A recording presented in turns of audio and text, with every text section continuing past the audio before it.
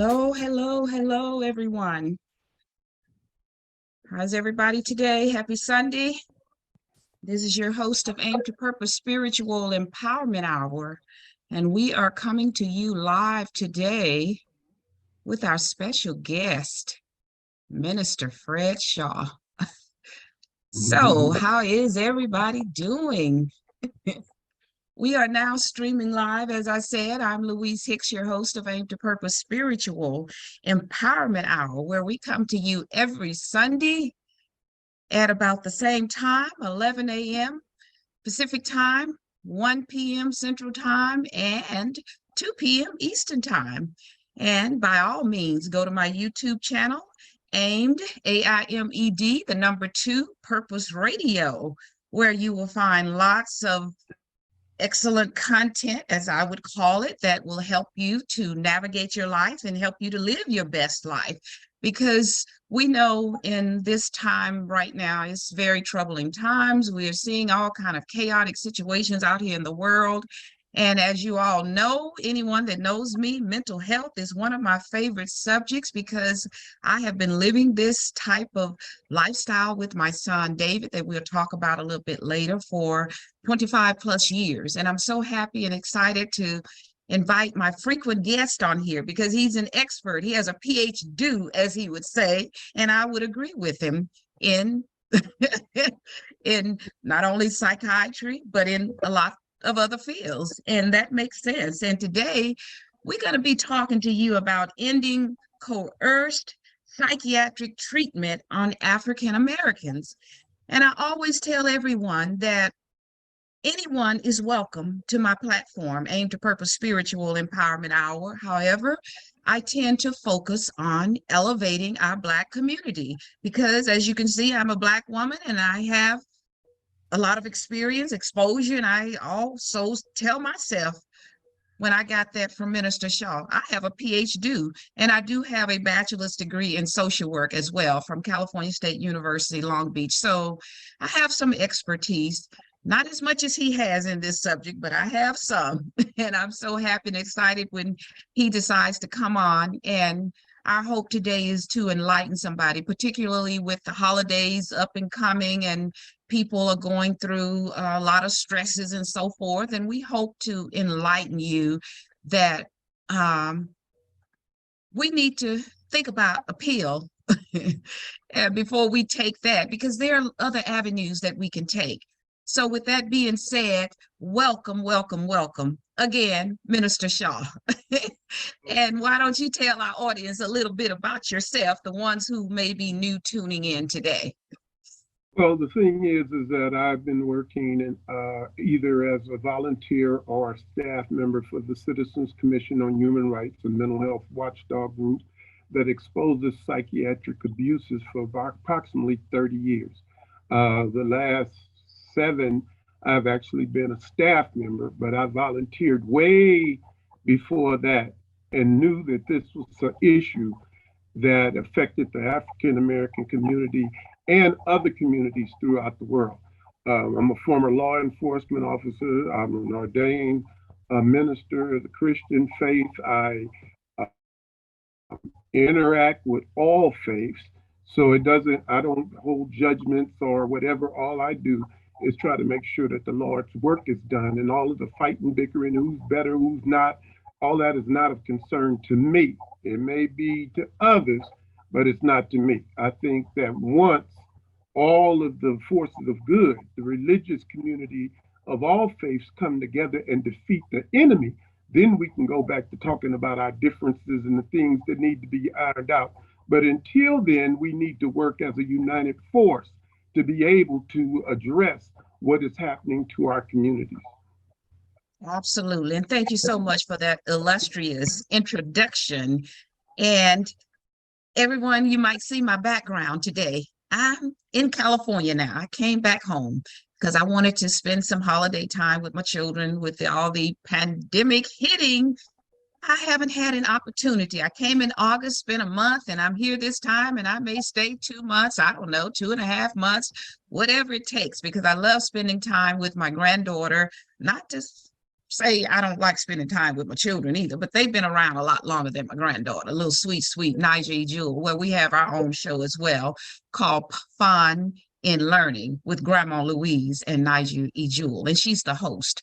So with that out of the way again, just make sure you share these videos because they can be of support and help. You never know whose lives you may touch, and you may save a life with sharing something of positiveness rather than something negative to help somebody along the way and support in all aspects. And I would say amen to what Minister Shaw just shared, his introduction to everyone. And again, go to my YouTube channel. That's AIMED, AIMED, the number 2, Purpose Radio. Subscribe, give it a thumbs up, read, and listen to some of our podcasts because there are lots of information out there that can help you to elevate your life. And today, again, our conversation is ending coerced psychiatric treatment on African Americans. So with that said, Minister Shaw, why is it so important that we have this subject matter today, particularly now, as I mentioned about the holidays coming up, people get depressed and stressed out because a lot of time they don't have the money to do the things that they want to do. And why is this so important and what should we be focusing on? And we'll get to some other solutions and so forth a little bit later in the show. Well, the thing is, and I'm happy that you're asking this question and that we're addressing this issue. African Americans are more likely to be put in restraints, things of that nature than their white counterparts. When you look at involuntary hospitalizations, 54% of admissions to these inpatient settings, seem to be directed toward people of color. We need to make sure that people have the right to choice. Because you're supposedly mentally ill, it does not mean that you should lose your rights. And if you're not able to make judgments for yourself, then someone in your family should be able to make those adjustments. What they have done, and this is psychiatry, I know because it happened to somebody in my family.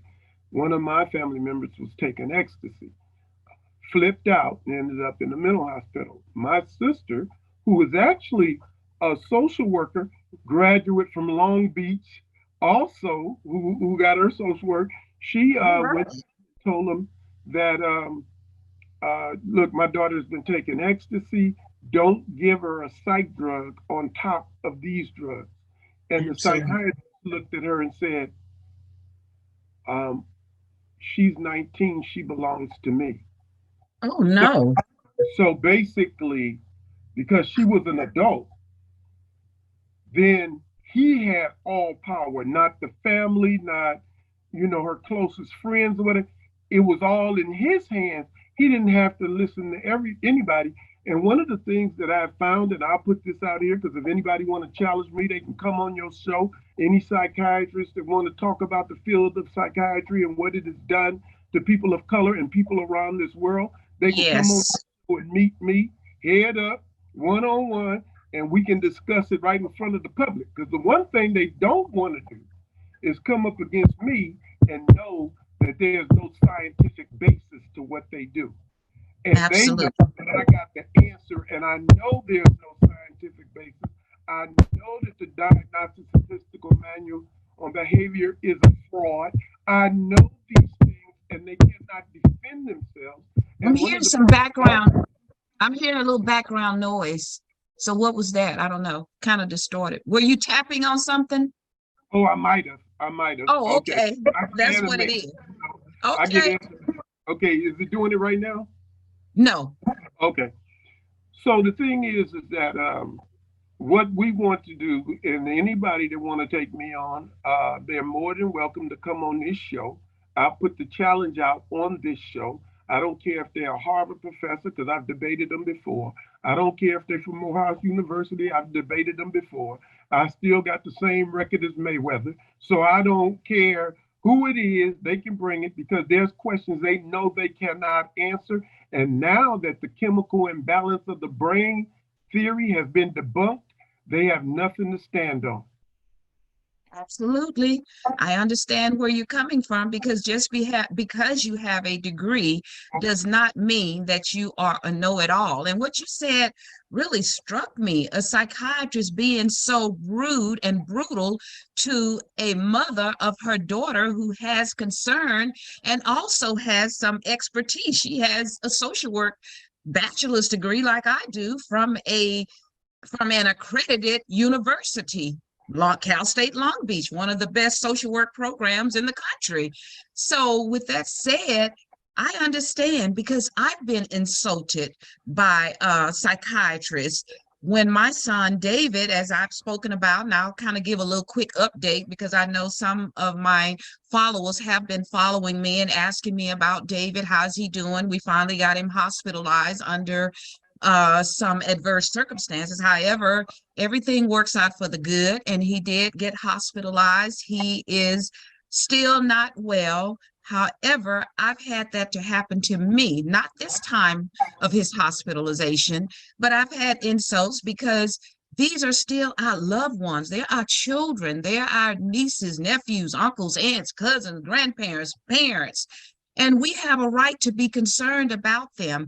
And you just stated about the lack of being able to give a diagnosis, like if you went to get a blood test on diabetes or high blood pressure or some of these other type of ailments, you can get an affirmative diagnosis. However, it's not a diagnosis with psychiatrists. They pull something out of the hat and say they label this as a diagnosis, and that can be detrimental to your loved ones. And one thing I can say about my son David, this time around, the psychiatrists, the social workers, the intern doctors, all of them listened to my input. They would call me every day, pretty much, and let me know how my son is doing and how he's progressing, what medications they're giving him, and asking me questions about, is it okay, and what my thoughts are.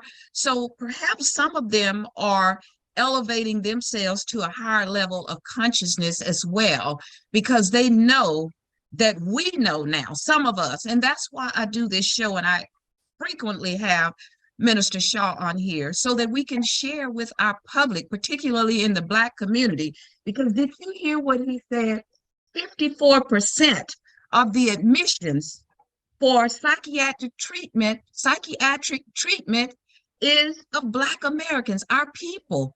And we're only about what percent of the population? I believe we're like 12 to 15% of the population here. And let me clear that up. Actually, involuntary hospitalizations estimate to account for 54% of the admissions in psychiatry. Now, let me tell you this.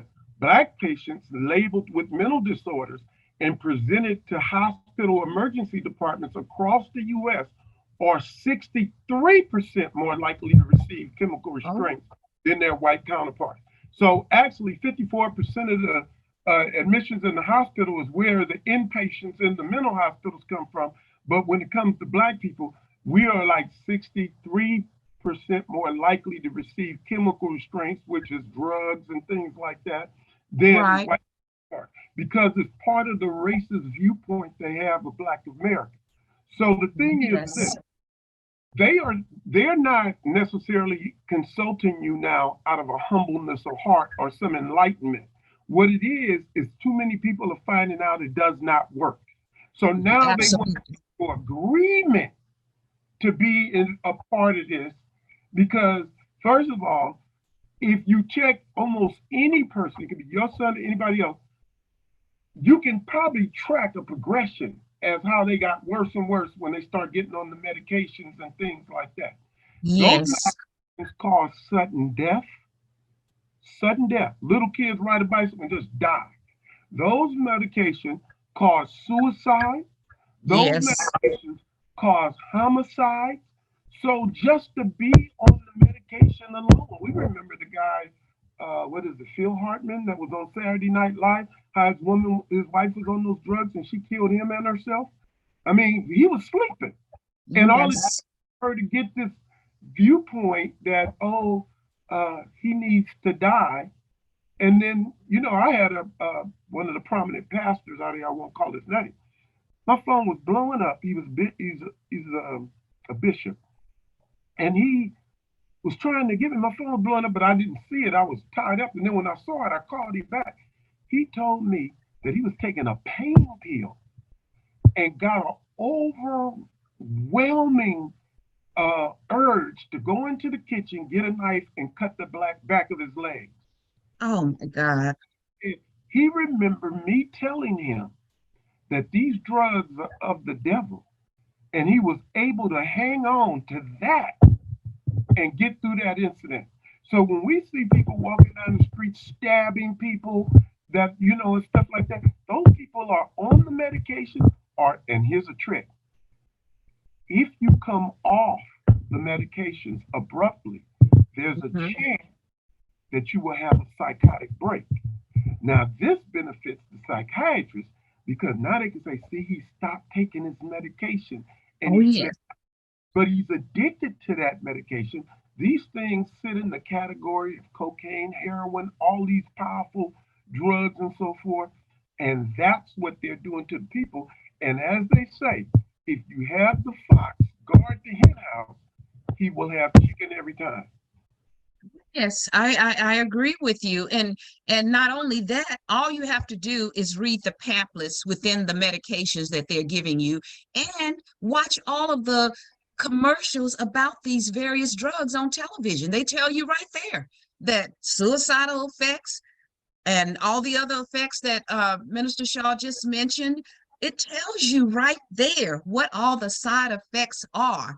And I tell you, we of all people should be getting some type of therapy, some of us anyhow, because of all of the atrocities and the day-to-day traumas that we go through. And I'm not telling you about what I heard, I'm telling you about what I know. We go through it on the jobs, we go through it in looking for housing, we go through it in the supermarket in our neighborhoods where they have more drugstores, more liquor stores than they have healthy food that we can eat that will help our mental state stay stabilized. When we're eating healthy, you're exercising, and when you're out here drinking all this liquor and doing all these drugs, that is interfering with your ability to utilize your brilliant melanated critical thinking skills. So you don't have to listen to what we're saying. Read the pamphlets for yourself. Go to the CDC where they put the medicines on. You can look up the medicines yourself,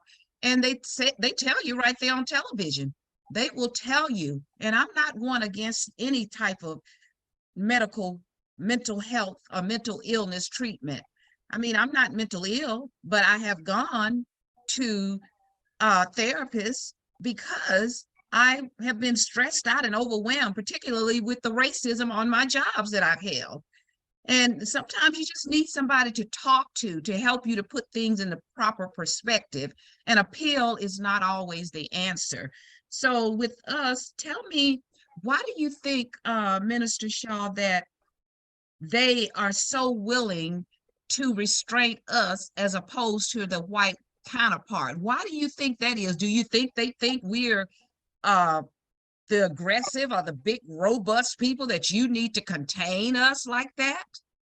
Well, it is part of the racism that has been a part of psychiatry since Dr. Benjamin Rush. And we've talked about how the darker you were, the more mentally ill or physically ill they considered you, and that you had to turn white. We've talked about the words and things of slavery, and how if you backtalk, refuse to work, do any of those things, you were considered mentally ill. You've seen the Serena Williams and different people who couldn't seem to get the medical treatment they needed while they were having birth. Like, it's because part of the idea is that Black people's skin is thicker and we have less sensitive nerve endings, so therefore we can take punishment and pain better than other groups. So they allow us to do that. Then we got this thing where if you look at the medications, and I had to recently do it, I was in a lot of pain. But then while I'm waiting on them to come give me the shot, I look at the side effects of the shot and decided Yes. that I wouldn't take the shot. and I Right. just deal with the pain. The thing is they know that they are creating the mental illnesses that they get paid to fix. And anytime you can get paid when you are causing the problem, then Hmm. that's what's going down. Um, you know, we can talk about uh, them, but these medications are wicked. They know it, and very rarely, if ever. I mean, I'm not saying if a person is a danger to himself, they can't calm down, he's about to have a stroke because he's so Right. excited something, then maybe they have to do something. And I'm not going to judge that because I'm not a medical doctor or a scientist in that field. But I do Right. know this field, and I do know that most of the time there's sedatives they can give you that do not have psychiatric properties, and maybe we need to investigate that and see what's going on Yes. with that. And as long as we continue to allow them to handle our problems for us. See, let me tell you this: we all have forgotten because this is how they played the Jedi mind trick on us. We've Yes. forgotten that when we had trouble, when we went through the civil rights movement, when we went through slavery, we went to God to help us solve the problem. Now they have flipped the script that we don't even consider going to our pastor or one of his aides or somebody that's more spiritual than us. We go over there and get that pill. We go over there and listen to these people. And I'm gonna just tell you, I've had to because I've owned probation homes and things like that.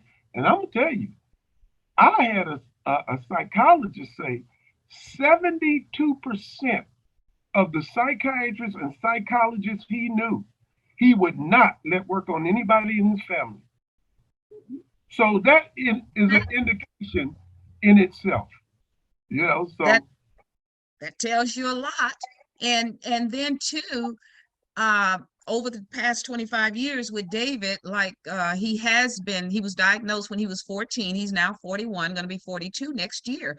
And over these past 25 years, I've had to have him taken off of some of this medication these doctors had when I got conservatorship. And it's very difficult to get conservatorship. I'm fighting it right now to get conservatorship because he was improperly let go from the mental health system and without proper due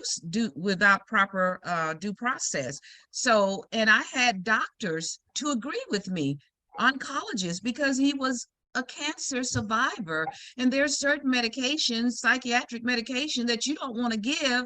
And a lot of times what they're doing, and I believe this is what they were doing with my son, and I'm not a doctor either. However, I do have an opinion because I have been with my son fighting for him for 25 years. Otherwise, he may not even be here with us any longer. And I have done my due diligence, and I've had doctors to agree with me and get him off of some of this medication he was taking. And that's why some of the psychiatrists were upset with me, but I didn't care because I know my love for my son was not about money. And in many instances, their love is about the money, getting their children through college, getting their yachts and boats and multiple homes, and they're looking at the money aspect of it. And we have to be outspoken about this. And I don't claim to be a doctor. I'm not saying that medication doesn't have his place, just like Minister Shaw said. And I even have a doctor to lie on me, one of the psychiatrists, and said that, oh, she doesn't want her son to have any medication, something to that effect. And that was a total blatant lie because I never said that. I've never said medications don't have its place, like you said. Now, in my instance, when I go to therapy with my therapist, this therapist, and you have to be selective, like you said, and you can expound on that too. We need to be selective and do our due diligence when we are seeking out mental illness support and help, because everybody out here is not the same that's claiming to be a therapist. They have degrees, but that doesn't mean that they are working in your best interest. So I was very selective in my choice, choosing a Black female that I felt was more in touch with who I am as another Black female, as well as the same spirituality page that I'm on, as well as I felt reading her bio and everything, and after seeing her, had my best interest at heart. Never once has she offered me a pill or to see, and she's a licensed counselor, therapist. Never once telling me, you need to go see a psychiatrist because I think you need to get some medication, because I know what I need.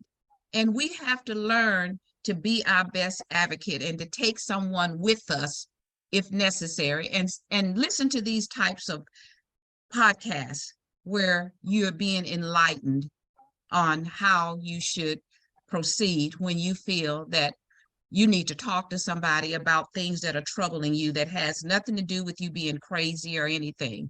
So tell us a little bit more, Minister Shaw, about how we can seek out and why it's so important, particularly for us as Black people, to seek out sometimes our own people, but you still have to be cautious. Well, one of the things we see with most psychologists is that they basically, since they don't, at least in California, they don't prescribe a drug. So they talk to the people, they try to help them get to the bottom of it and stuff. Unfortunately, a lot of them, and I'm so happy that the one that you're seeing did not recommend any drugs or go to see a psychiatrist, because many times that's what they do, and it always leads to the medication. The thing is this, and people can look this up on the CCHR website. It's called Psychiatric Drugs Create Violence and Suicide. We can't see it's not clear. Maybe if you turn it a different way, sideways or something, we can see it better. Well, No, I'll just read it. But it says psychiatric drugs create violence and suicide, school shootings, and other acts of senseless violence. Now, the thing is and the title of it again? The title of it again? Drugs create Say it again. Psychiatric drugs create violence and suicide. Okay. Who is it by? Psychiatric drugs create violence and suicide. And they should be able to find it on the CCHRINT.org website, or they can just Google CCHR call and ask at the office, what's the best way to obtain the report. Because see, the thing is this: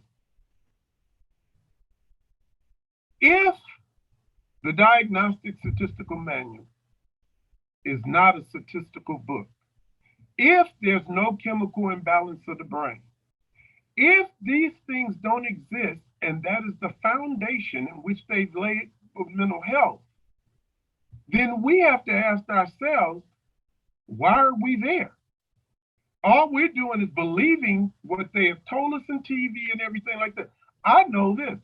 In our museum, you've been there, we had a class, and they pointed out a lady whose son had been murdered, and she was depressed and stuff.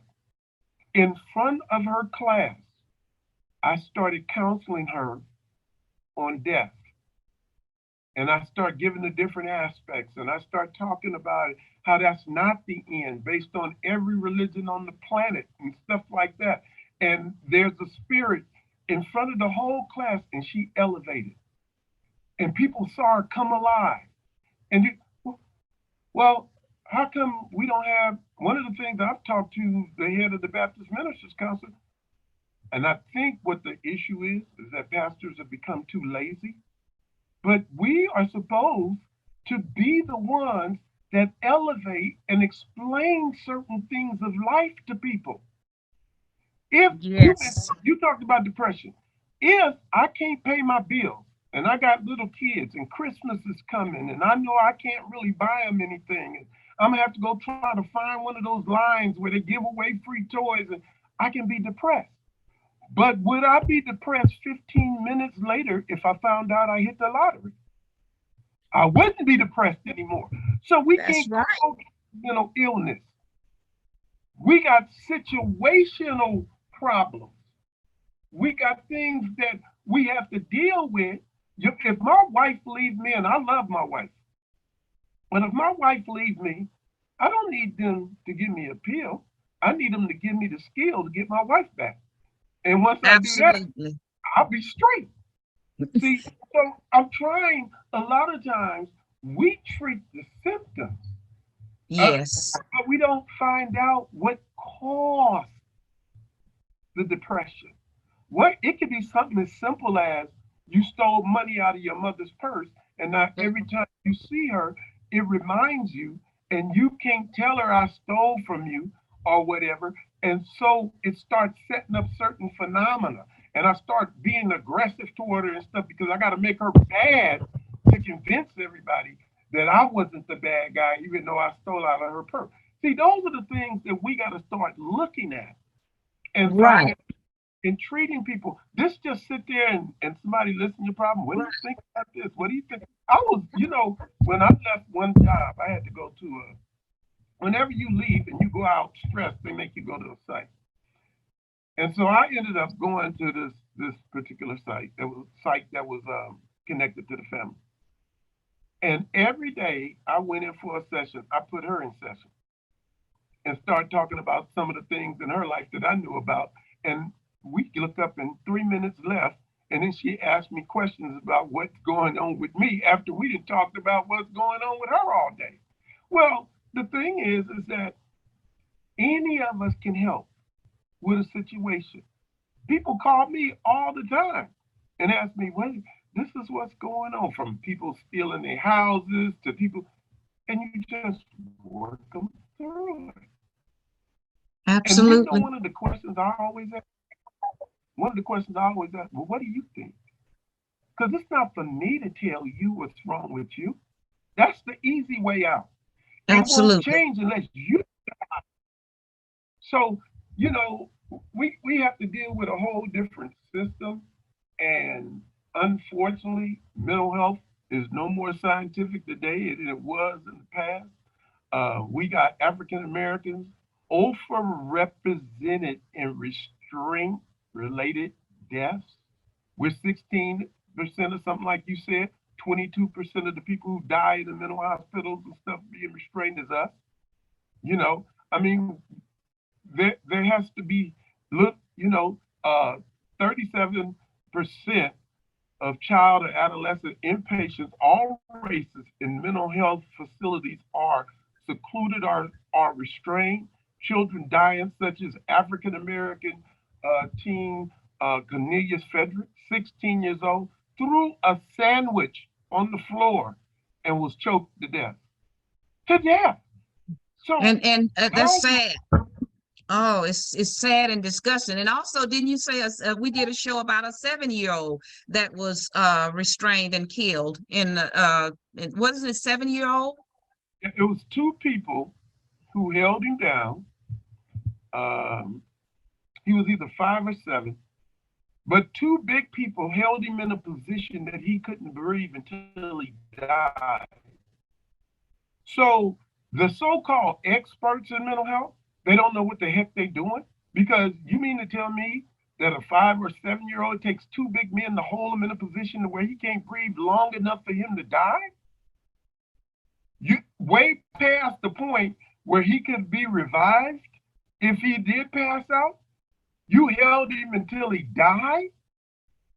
See, That's these sad. are the things that we're looking. And this isn't it. This isn't just black kids. There's 9-year-old white kids that have been killed in these Yes. mental institutions. Stuff you've seen some of the depictions in the museum and stuff for this. All I'm saying is this: we need to be careful as a people because these things are going down and nobody's investigating.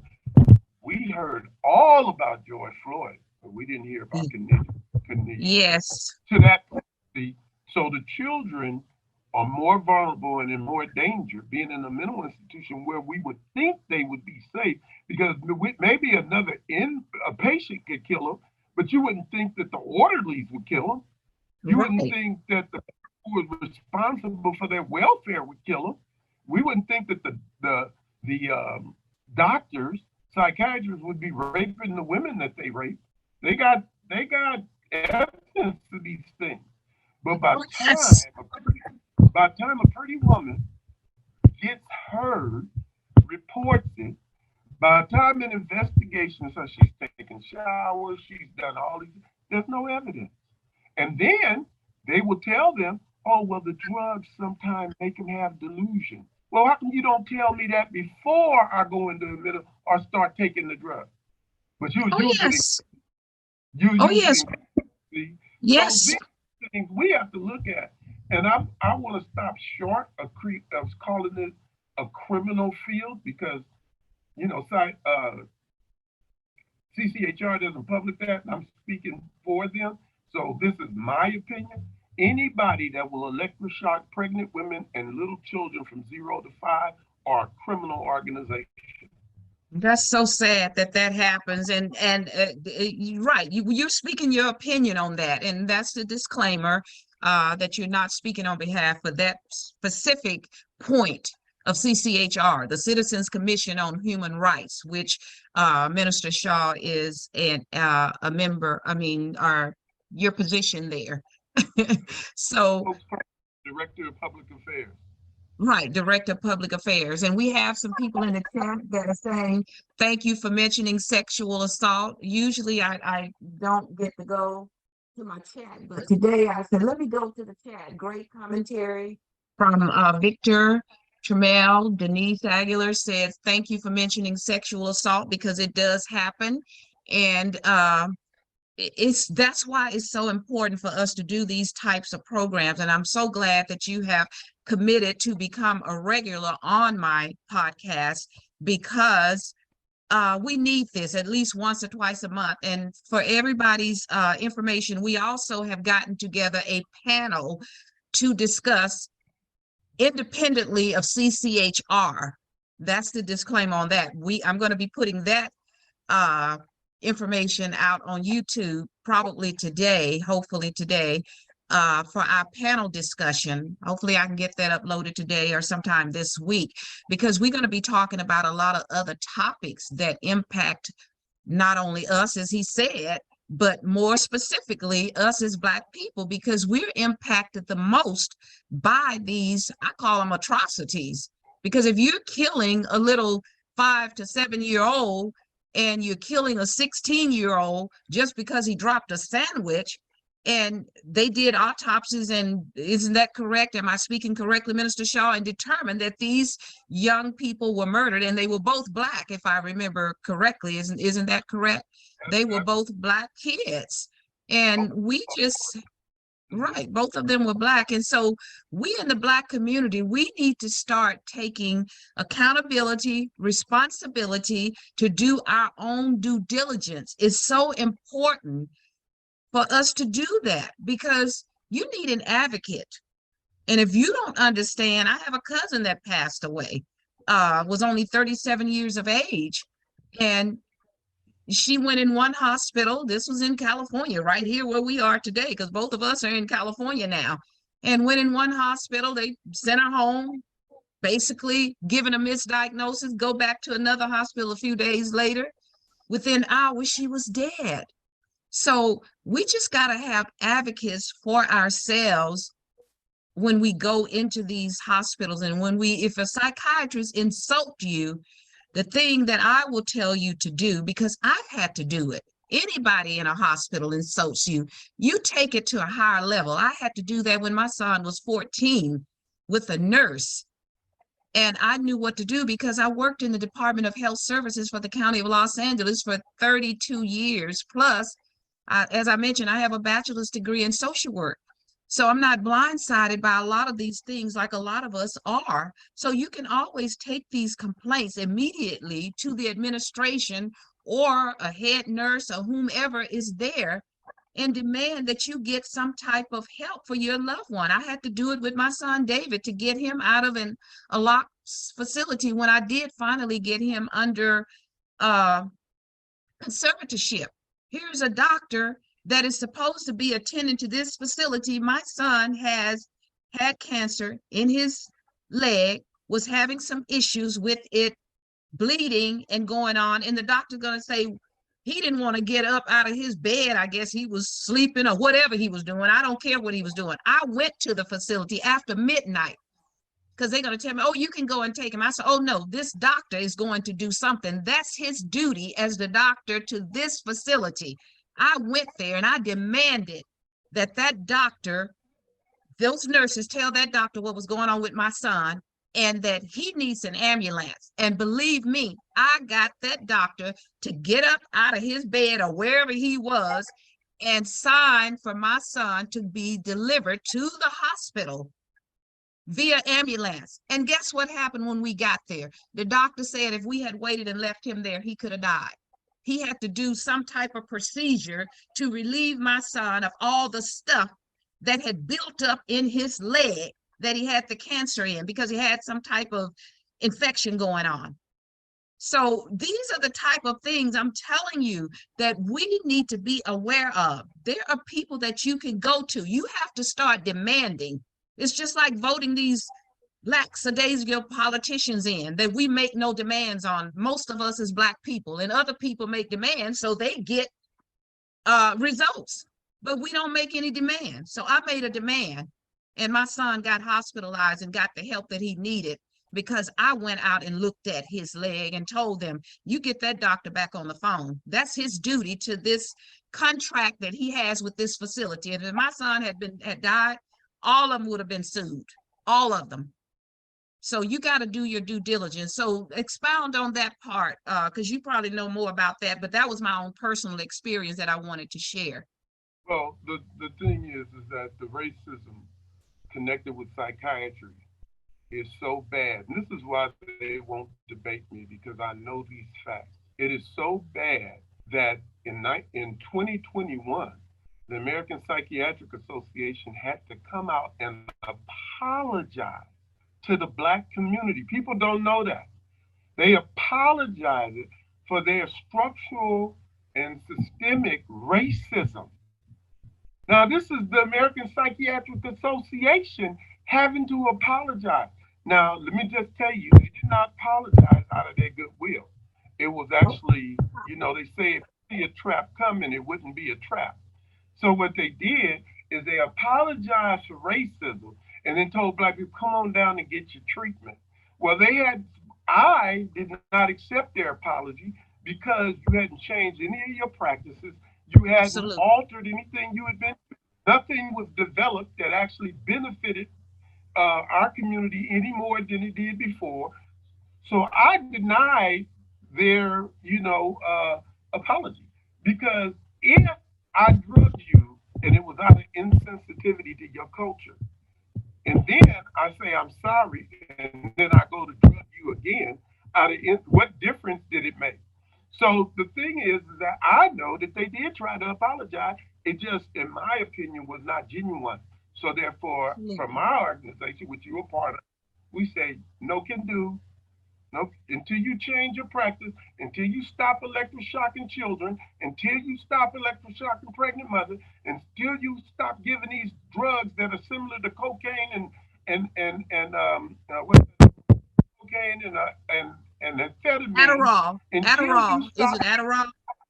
Adderall is the same pretty much as cocaine and no, Ritalin is the same as pretty much as cocaine. Ritalin. Adderall is Ritalin. pretty much the same. Now, you tell me this: you supposed to be fixing kids, and you're giving them drugs that are in the same category that have similar properties to street drugs. What did you say? That's Oh, I'm sorry, Minister Shaw. I know Ritalin is basically candy cocaine, and that right. you can do your research on that. What did you say Adderall is similar to? Meth, Oh, to meth. Okay. methamphetamine. Okay, to So, methamphetamine. so in a country where we said just say no to drugs, that's what we're doing is giving kids drugs. And see, let me explain this to you. This is not mental health. This is mental control. When a kid is moving too fast, he's getting into too much, when he's doing that, we give it to him to slow him down. That is control. If it was mental health, he would think faster, his IQ would rise, Those things would happen if it was mental health. But no, Mhm. it is to control. It is to contain. That is not health. See, they use words to trick us. See, Absolutely. When they killed the Jews during the Holocaust, they called it racial hygiene. See, it Hmm. sounded good, but basically it was just murder. So we Right. have to be educated enough and aware enough to make sure that we know what they're doing, regardless of what they say. The United States could not get money for the Department of War, so they changed the name to the Department of Defense, and they was able to get all the money that they want. So this is how we have to understand how these things go down.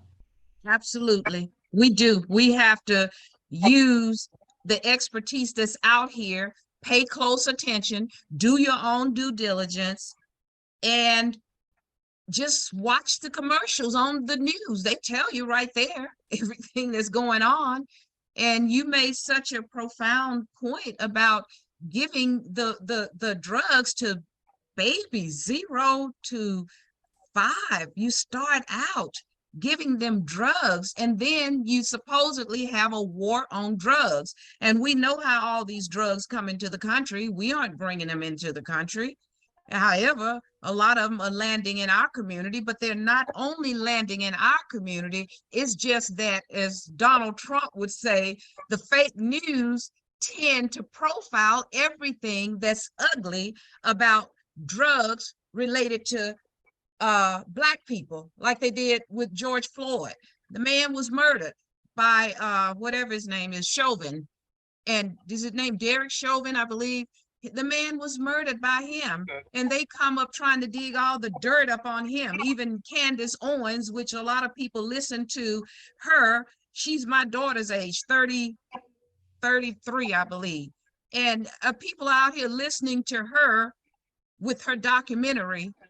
And I heard and I watched it because I try not to comment on things without knowledge of it. And that's what some people will do. They'll go out here they jump on the bandwagon because they hear somebody, oh, this, blah, blah, blah, this, without, like the movie, uh, Hebrews to Negroes, Wake Up Black America. A lot of people out here talking about it and they haven't even seen it.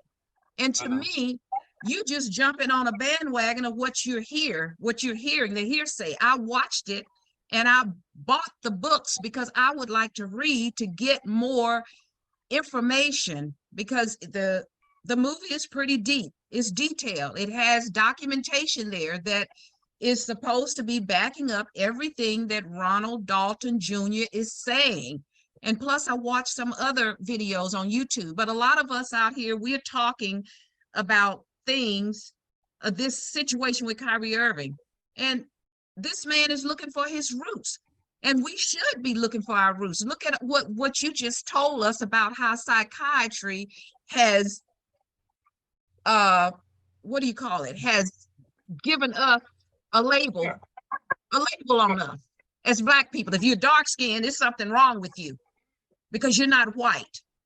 So, and Mm-hmm. all this superior, even I read something the other day in, I think it was in a newspaper, where some teacher was fired for teaching superiority in the classroom in Texas. I believe it was in Texas, where I've lived too. And because I've lived across 3 states, born in Louisiana, lived in California most of my life, children born and raised right here in California, and lived in Texas. And I can tell you, a lot of people think, oh, it's so different in the North and West and East.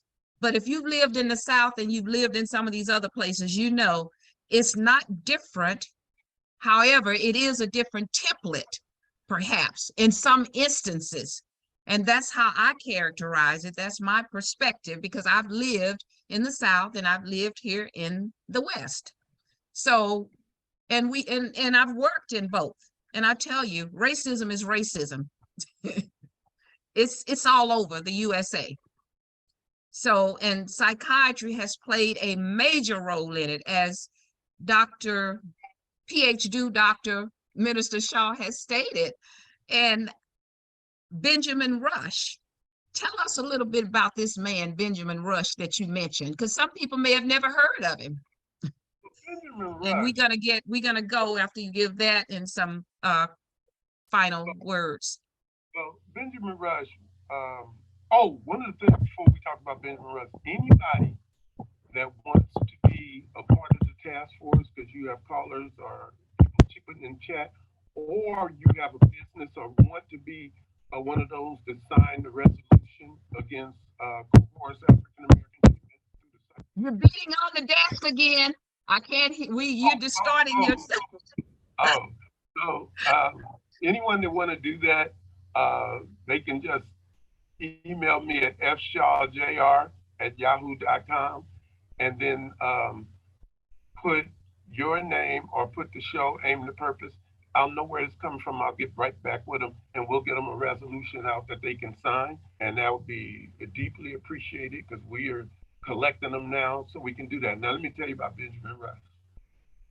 Benjamin Rush was one of those individuals. I think he signed,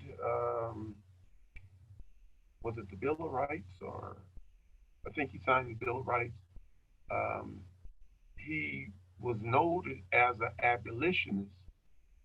He was supposedly against slavery, but then he had slaves. And he's the one that made the statement that black people skin is dark because they have a disease akin to leprosy. And white people should stay away from them. And the only way to know if a black person was cured mentally or physically was if he turned to white. So this was his viewpoint. It was part of the separation of the light skin, dark skin, white, black, all of that kind of stuff. The lighter you were, the whiter you were. A lot of times that was enforced because masters' children were light skinned, so they would be able to work in the house and get the choice jobs, be overseers, because those were his children. And so, you know, then through the years, be it through Samuel Cartwright, who came up with the word drapetomania, and drepida meant runaway slave, mania meant crazy.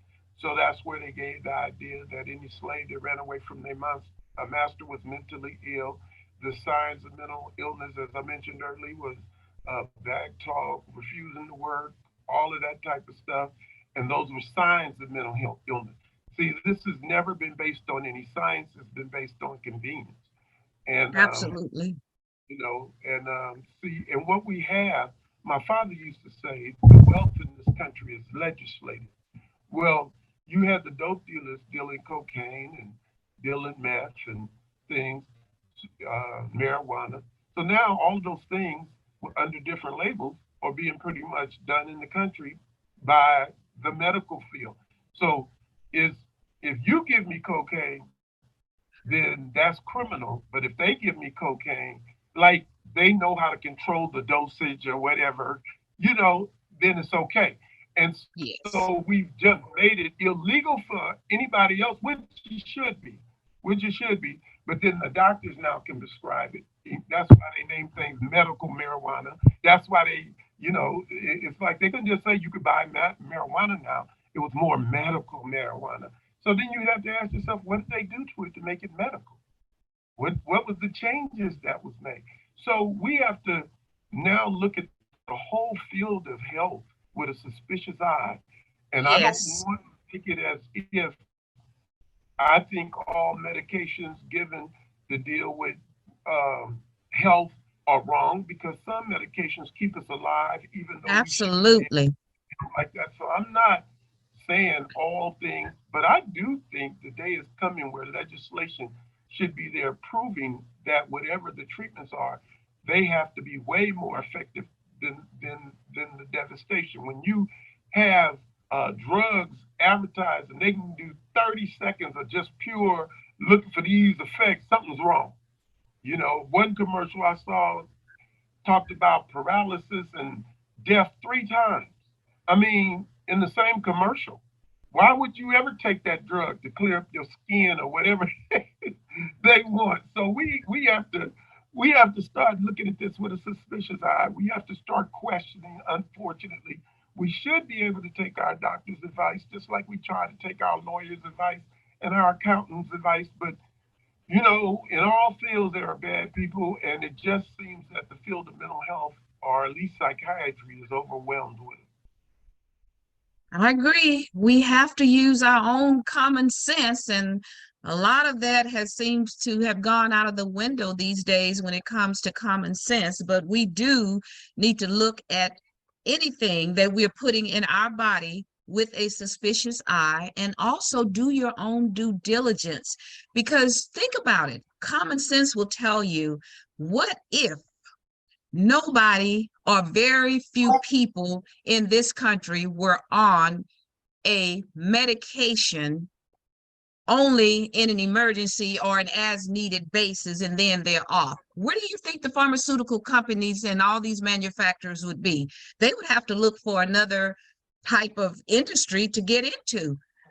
Because I tell you, I'm 72 and I'm not on any medication at this time. Not that I haven't taken it, because it does have its place. Medication have their place in our society when necessary and needed. However, we are, from my reading, the most medicated, industrialized country in the world. We are, based on what I have read, and I did some homework. Also, based on what I have read, legal medications or drugs kill more people than illegal medications or drugs. So we need to, and I see you shaking your head, so I know you know, Minister Shaw. So we need to start doing our own due diligence so that we can be more informed as to what we are putting in our body, so that we can become healthier. We can live longer as a healthy person and not walk around in some facility zombified and drugged out. I've seen it because of my son, and I had to get him off of some of the stuff that he should not have even been on. So we have to advocate for our loved ones, but you can't advocate for anybody else until you educate yourself, and just always keep that in mind. So we're about nearing the end of the show, as I mentioned, and Minister Shaw has already shared with you about the task force that I'm on with Minister Shaw that he established. And what is the name of the task force again? I'm a part of it and I forget the name of it sometimes. Well, it's actually the CCHR task force against psychiatric, against racism and modern day eugenics. Perfect. CHR, task force against racism and modern day eugenics. Mm-hmm. And his contact is fshawjr@yahoo.com. You can always contact him and put my name, Louise Hicks, so that it will not be overlooked, because I'm sure he gets lots of emails all the time. And become part of this task force, because only we can make a difference for the ones who have no voice for themselves. And that's so vital that we look out for our loved ones, particularly since we did this show today on ending coerced psychiatric treatment on African Americans or Black Americans, because we're the ones that's most impacted by it. And again, I'm Louise Hicks, your host of Aim to Purpose Spiritual Empowerment Hour. My YouTube channel is AIMED, AIMED, the number 2 Purpose Radio. That's Aim to Purpose Radio. Please go to my channel, subscribe, leave some comments, check out a lot of the other interviews we've done, or either I've done with myself, by myself on my show, because I know a lot, have a lot of wisdom, been around 72 years. So I have something to say to impart in a positive way to help not only our people, but anyone that's listening to this podcast. So with that said, we're going to have a wrap up with Minister Shaw giving us some final information on how to guard yourself, particularly over these holidays, the Thanksgiving holiday that's coming up next Thursday, and I won't be back on until after Thanksgiving, to help you navigate yourself through it. If you are not with anyone and you're by yourself, give us some thoughts on how to better protect ourselves and guard ourselves over this holiday that's coming up next Thursday, because a lot of people will be spending time alone, perhaps. Well, one of the things I want to say, first of all, is thank you for having me on the show again. I want to really emphasize that. I want to wish everybody a happy Thanksgiving or Indigenous People Day, whichever way we want to do it. And the thing is I'm saying to people, um, if you are home alone and you go to a movie, um, go out and look at the environment, or go out by the beach and kind of just look at the water and or a nice park or whatever, and watch people. If you don't have people to interact with you, watch people and do things like that. I do encourage people to start reading again. There's things or Yes. writing. So many of you have stories and stuff that you could tell, but we sit there in the house. One of the things that I do when everything is overwhelming me, I get on my computer and start writing another book. And your characters will be your friend. Just start writing, So, and then if you are feeling depressed or whatever, and you're really sluggish or whatever, go to a medical doctor and get checked out and make sure that it's not some underlying condition that's causing your situation. It is hard to know the difference between anemia and depression, or mental issues that mirror urinary tract infection, thyroid being out of whack. There's a lot of different things that we can do, and then go to CCHR and get some of the information, because we have a book in our bookstore that said just because you're depressed doesn't mean you have depression. We need to know what that means, and Yes. those are some of the things uh, that we can do to make sure. And if you're in the Los Angeles area, if you're picking up this and you are in Los Angeles County or surrounding city, come to the Citizens Commission on Human Rights and see the museum for yourself. And if you come with a group big enough, I will come and be there with you while you go through the museum. So, you can't get it no better than that. And but I think you and your family have a good Thanksgiving, Louise. You are such a sweetheart. Thank you. I appreciate that. And thank you for coming on, sharing all of your knowledge with us, helping to uplift those who may be alone, giving them advice on what to do. And I love it. I need to do some of that myself. Go out, because I was in California in August, but I didn't get a chance to do a whole lot. And I'm here again on behalf of my son. Been to court, everyone, and I got to go back to court again on December the 12th, because I'm working on getting conservatorship again of him, and I'll keep you all posted on that. And also next week, next Sunday, I will have Chef D. Allen on the show of Build a Pizza, she's a Black business entrepreneur who owns Build a Pizza, had her grand opening back in the summer, and she's going to be back on the show again. She's been on, and we're going to update my vision on board that I facilitated a vision on board uh, back a few months ago. So we're going to have updates on that because it was a private event, and they may want to go public, the ones who participated. If they do, they're going to come on and share with you briefly. And then Chef D, the special guest, is going to discuss supporting Black people, us supporting one another. And there's a flyer out, and check it out. I'm going to put it out again. It's already out there, but I'm going to be promoting her coming on the show. So be sure and tune in next week for Chef D. Allen of Build a Pizza, that's located in Houston, Texas. So if you're in Houston area, just go to her website, which is www.buildapizzafun.com, and check her out and go and patronize her if you can. She has a nice little happy room there that you can go in. I can't recall the exact name of it right now. Forgive me, D, if you're listening to this, but Chef D. But anyhow, you can rent the room out for your parties, have children's little pizza party, and she has very unique pizzas. So anyhow, with that said, Thank you again, Minister Shaw. I appreciate you always coming on. We'll have you back on again. It'll have to be after Thanksgiving. I got 2 shows already scheduled for the first 2 weeks, I believe, in December. Very inspiring stories. And people are contacting me now because they want to share. And I don't look to these celebrities. I like to have everyday people because I think those are the ones that enlighten us the most. Everyday people who can share their stories to elevate, uplift, because we have enough of the negativity out here with us being Black people. We need more uplifting stories. So with that said, again, thank you so much. And you all remember, it's F. Shaw, like F in Frank, S like Sam, H as in Harry, A as in Apple, W as in water, JR like Junior, but it's jr@yahoo.com. So go ahead and contact him, get on the task force with us because we want to do some policy changes. They've already done many, and we're going to do more.